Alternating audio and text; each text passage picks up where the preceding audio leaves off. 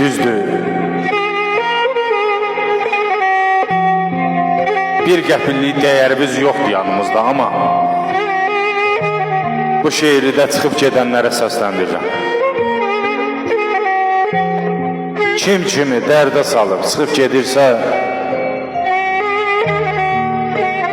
ürəyindən, həyatından, ömründən dərd əksik olmasın inşallah. Yazmışam ki, dünya boyda dərdi yığıb çiynimə, çıxıb getdin, baxmadın heç ardına.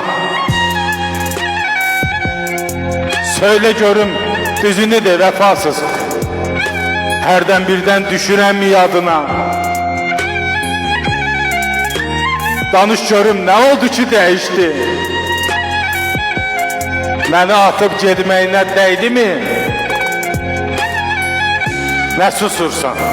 Söylə görüm vəfasız, mən təki sevdi mi, dəyər verdi mi?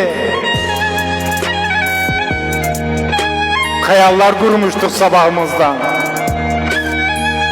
hamısını məhv edib yerlə bir etdin. Sən nə tez unuttun ötən günləri, məni sevdiyimə peşman etdin. Xəyanət etməyə nə ehtiyac var? Mərd kimi dürüstcə çıxıb gedərdin.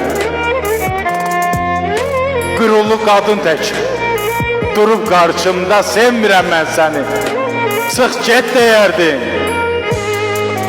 Sevmirəm mən səni, çıx get deyərdin.